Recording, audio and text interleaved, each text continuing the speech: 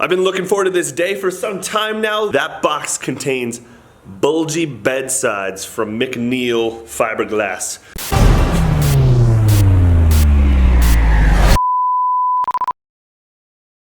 As you can see, the Tacoma's got nice, big, bulgy front fenders, but the back, it's all tiny. We're gonna beef it up, give it some ass. Now, I hate installing fiberglass. It is never as easy as you want it to be. It's always kind of messy.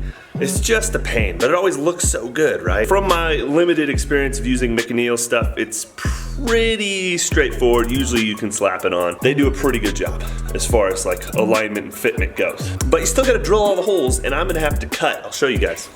Now, I planned this all out when I bought this bumper. I knew I was gonna get bedside, so this bumper was made an additional 2 inches wide. That was an option that CBI had that matches the bushwhacker fenders. I don't know if it'll match these ones, but I'm thinking it'll give it a little bit more room, maybe look a little better. Now, I know you guys are probably thinking like, Max, you're doing so many install videos. How come you're never out adventuring anymore? Well, I know. That's because there's a couple reasons. One, my wife is gonna give birth like literally any day now. Probably by the time you guys see this video, we'll have a second son. And then also, we got the Northwest Overland Rally coming up, so we're trying to get the truck all prepped for that. So it's just like grind time on top of having a baby. So we can't really travel much. In the meantime, you guys will get to see what we're doing to the truck. What do you guys think I should open this with? Scuba knife, World War II bayonet. Scuba knife. Actually, this might be earlier than that. World War I bayonet. Let's go with World War I bayonet.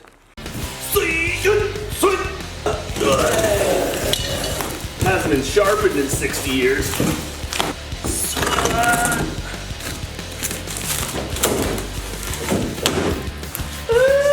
God, those things look so clean.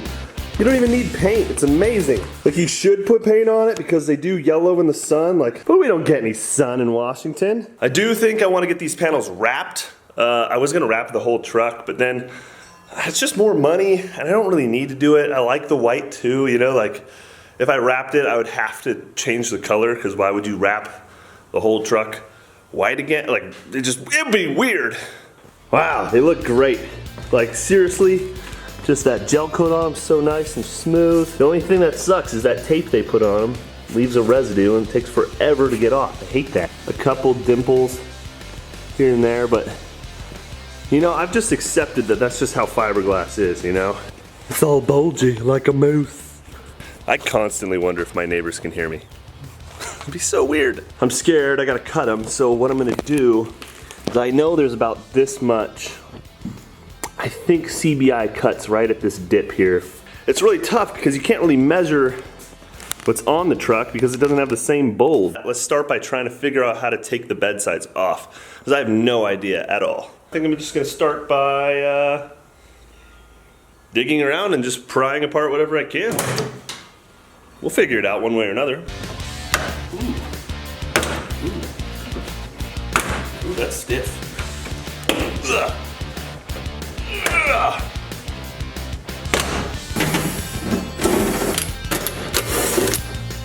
All right, so I've popped the tail light off. Pretty simple. It's just a matter of a couple bolts here. And I've gone around, there's also a bolt like tucked in back there. And then CBI has one on like a little bracket that they made to support this bottom part here. So it's pretty close to coming off, but this piece here is attached to the bedside, and it also includes all of like the little threaded pieces that hold all this crap on.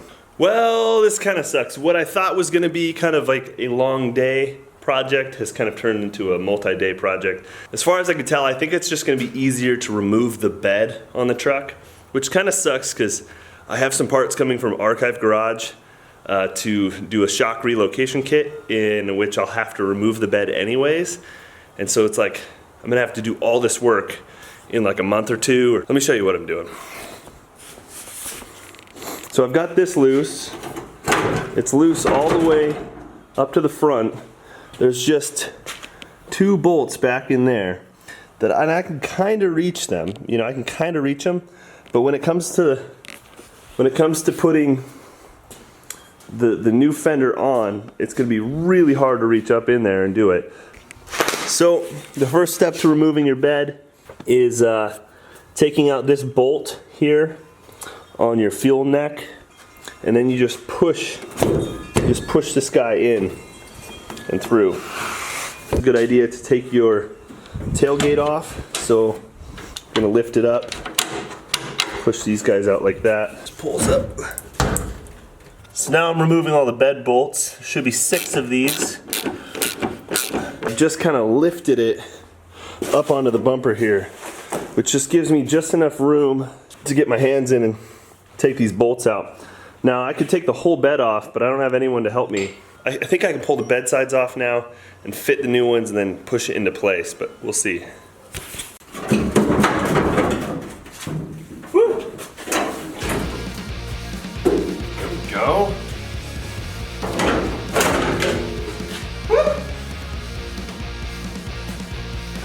That off. It's the next day. I'm extremely nervous when it comes to cutting this thing. Got my cutoff blade. Might not be the best tool for it, but hasn't let me down in the past, but it's got to be done. And if I mess it up, then oh well, just have to buy another one.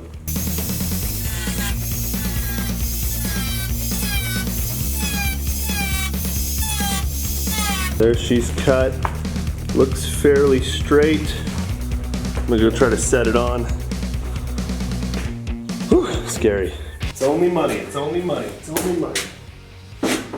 All right, took a little bit of wrestling, but I was able to drop it on there. I like that they still comes in so you can see the tire there.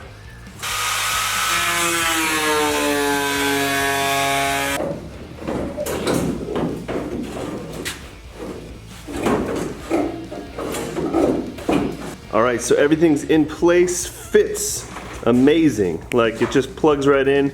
The bed is shifted a little bit, but that's okay. I gotta go in and fix it, and that'll kind of fix some of these gaps here. But wow, it looks good. So now, you know, I'm kind of wishing I did this beforehand, but now I gotta go through and drill all the little holes. Luckily, Mcneil kind of puts little spots that show where you need to drill it. So it is June 10th. Last night, Desiree started having contractions. They were pretty close, actually. Let's see if she's having one now. Oh, she is. I'm gonna be working in my shop. Do you need anything at all, though? Nope. Nope. Sterling wakes up, I'll bring him out to you. Okay. So I've made a ton of progress off camera. These flares, man, it's just like off and on, drill new holes, cut here and there. It's just, I've just never had any luck filming the process. It's tough. That side is on, looks super good. Flushes up just perfect here. I had to go back and cut this line a few times to get it just right, but I'm glad I was conservative with it. And then I've transferred over these little pluggy things. I just hammered those in for the tail light, a couple bolts there. Everything's very solid. So it's kind of weird that they did this, but you can kind of see this line here. That line is where it touches like the bed. If you don't cut this off, at least in my case, this whole tab that's hanging down here, if you don't cut that off, the bed side sticks out too far and it doesn't sink down low enough.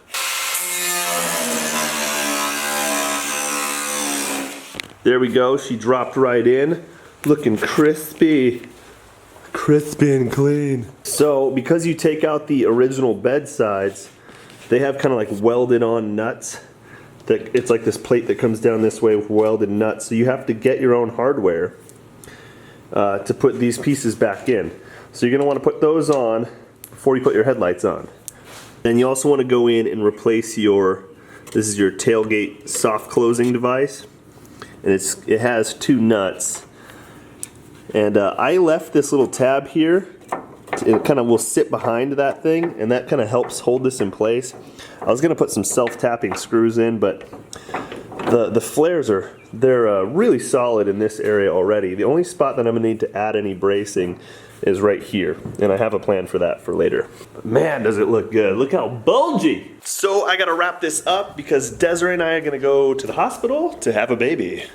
So the truck is no longer a priority. It's gonna have to sit here until I get back. Looks good though. Ugh. So, it's been a couple days since I last filmed for this video. We had a son, his name is Sawyer.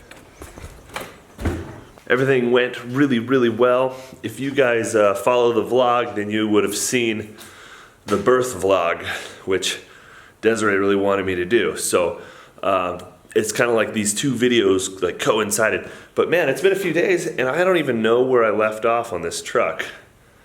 But I really got to get it done. I'm exhausted. Having a newborn is tough. But so there's the bedside on the rear. Looks really, really nice. Everything's matching up super well. Basically, I just threw everything back in the truck and we had to rush out of here. So if you guys missed that video, be sure to check it out. It's full of really awesome stuff. And yeah, there's a baby that's born during it at some point. So, I don't know if you guys will find that interesting or not, but I'm posting it. 'Cause this is my life. So, I seriously have no idea if this step will pertain to you guys or not. I really doubt it. But CBI has this little bracket that they put in here that came over and it supports the stock flare. And so, these flares are wider, obviously, but I'm gonna want something to support this. So that's where I get all the movement in the flare. If I tie that up, everything else will be solid. Since I already have these pieces, I just went ahead and straightened out the bend by putting it in the vise over there. And I'm gonna bolt that in place. It'll go on the inside here, and it'll just be a single bolt going through. It'll actually pull this in a little bit on this side, right to where we want it. Oh, now I need to drill out these rivets so I can get this fuel door off. They're just riveted on. You drill them out and then you use hardware to bolt it in place. Whoa! Do not do that.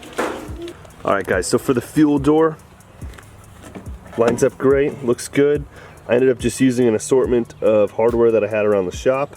I might eventually get matching stuff, but I just wanted it to get in place and for it to work. I haven't had any issues so far. Everything looks really good, lines up fine. I had to kind of do a little bit of bending to get it right, but everything looks great. So cue the B-roll.